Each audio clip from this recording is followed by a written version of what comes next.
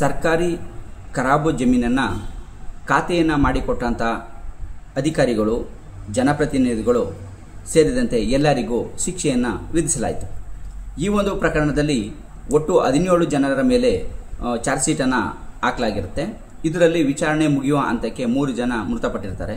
ಇನ್ನು ಉಳಿದ ಎಲ್ಲರಿಗೂ ಕೂಡ ಶಿಕ್ಷೆಯನ್ನು ನೀಡಲಾಗಿರುತ್ತೆ. ಈ ಒಂದು ಪ್ರಕರಣದ ಪೂರ್ತಿ ಅಂಶವನ್ನು ನೋಡಲಿಕ್ಕಿಂತ ಮೊದಲು ನೀವಿನ್ನೂ ನಮ್ಮ ಚಾನಲ್ಗೆ ಸಬ್ಸ್ಕ್ರೈಬ್ ಆಗಿಲ್ಲ ಅಂದರೆ ಸಬ್ಸ್ಕ್ರೈಬ್ ಆಗಿ, ಹಾಗೆ ಬೆಲ್ ಬಟನ್ ಪ್ರೆಸ್ ಮಾಡಿ. ಕಾನೂನು ನೆರವಿನ ಎಲ್ಲ ವಿಡಿಯೋಗಳು ನಿಮಗೆ ಮೊದಲು ತಲುಪುತ್ತೆ.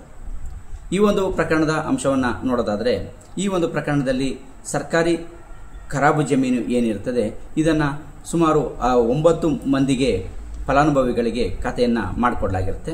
ಇಲ್ಲಿ ಇಂದಿನ ಪಂಚಾಯಿತಿಯಲ್ಲಿ ಇದ್ದಂಥ ಅಧ್ಯಕ್ಷರು, ಉಪಾಧ್ಯಕ್ಷರು, ಹಾಗೆ ಬಿಲ್ ಕಲೆಕ್ಟರ್ ಮತ್ತು ಕಂಪ್ಯೂಟರ್ ಆಪರೇಟರ್ಗಳು ಇವರುಗಳನ್ನು ಎಲ್ಲರನ್ನೂ ಸೇರಿಸಿ ಈ ಒಂದು ಪ್ರಕರಣದಲ್ಲಿ ಆರೋಪಿಗಳನ್ನಾಗಿ ಮಾಡಲಾಗಿರುತ್ತೆ.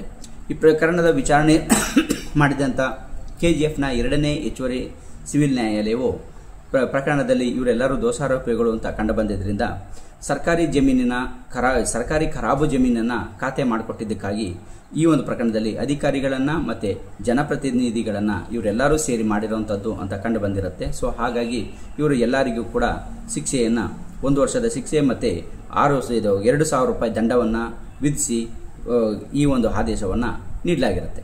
ಸೊ ಈ ಒಂದು ಪ್ರಕರಣದಿಂದ ಗೊತ್ತಾಗುವಂಥದ್ದು ಏನು ಅಂತಂದರೆ, ಯಾವುದೇ ಒಂದು ಸರ್ಕಾರಿ ಖರಾಬು ಜಮೀನು ಏನಿರ್ತದೆ ಅದನ್ನು ಕಾನೂನು ರೀತಿಯಲ್ಲಿ ಅರ್ಜಿಯನ್ನು ಸಲ್ಲಿಸಿ ಅದನ್ನು ಪಡ್ಕೋಬೇಕೇ ಹೊರತು ಅಕ್ರಮವಾಗಿ ಆ ಒಂದು ಖರಾಬು ಜಮೀನಲ್ಲಿ ನಾವು ವ್ಯವಸಾಯ ಮಾಡ್ತಾ ಇದ್ದೇವೆ, ಸ್ವಾಧೀನದಲ್ಲಿ ಇದ್ದೀವಿ ಅಂತೇಳಿ ಅದಕ್ಕೆ ಸಂಬಂಧಪಟ್ಟಂಥ ಅಧಿಕಾರಿಗಳಾಗಿರ್ಬೋದು, ಯಾವುದೇ ಒಂದು ಚುನಾಯಿತ ಪ್ರತಿನಿಧಿಗಳ ಒಂದು ಕುಮ್ಮಕ್ಕನ್ನು ಪಡ್ಕೊಂಡು ಅಥವಾ ಅವರ ಸಹಾಯವನ್ನು ಪಡ್ಕೊಂಡು ಖಾತೆಗಳನ್ನು ಮಾಡಿಸ್ಕೊಳ್ಳೋದು ಅಪರಾಧ ಆಗುತ್ತೆ ಅನ್ನೋದು ಈ ಒಂದು ಪ್ರಕರಣದಲ್ಲಿ ಗೊತ್ತಾಗುತ್ತೆ.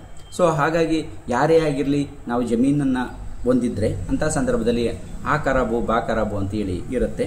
ಸೊ ಈ ಒಂದು ಖರಾಬುಗಳಿಗೆ ಸಂಬಂಧಪಟ್ಟಂತೆ ಆ ಖರಾಬು ಬಾ ಖರಾಬು ಅಂತ ಏನಿರುತ್ತೆ, ಮತ್ತು ಜಮೀನು ಅಂತ ಯಾವುದನ್ನು ಕರಿತೀವಿ ಅನ್ನೋದು ಸಂಬಂಧಪಟ್ಟಂತೆ ನಾನು ಮುಂದಿನ ಒಂದು ವಿಡಿಯೋದಲ್ಲಿ ವಿವರವಾದಂಥ ಒಂದು ಅಂಶವನ್ನು ನೀಡ್ತೇನೆ. ಸೊ ಹಾಗಾಗಿ ನೀವಿನ್ನು ನಮ್ಮ ಚಾನಲ್ಗೆ ಸಬ್ಸ್ಕ್ರೈಬ್ ಆದರೆ ಬೆಲ್ ಬಟನ್ ಪ್ರೆಸ್ ಮಾಡಿದ್ರೆ ಮುಂದಿನ ವಿಡಿಯೋ ನಿಮಗೆ ತಕ್ಷಣ ಸಿಗುತ್ತೆ. ಸೊ ಆ ಒಂದು ವಿಡಿಯೋವನ್ನು ನಾನು ಮಾಡ್ತೇನೆ. ಇದರಲ್ಲಿ ಈ ಪ್ರಕರಣಕ್ಕೆ ಸಂಬಂಧಪಟ್ಟಂತೆ ಮಾತ್ರ ನಾನು ಇಲ್ಲಿ ಮಾಹಿತಿಯನ್ನು ನೀಡ್ತಾ ಇದ್ದೇನೆ.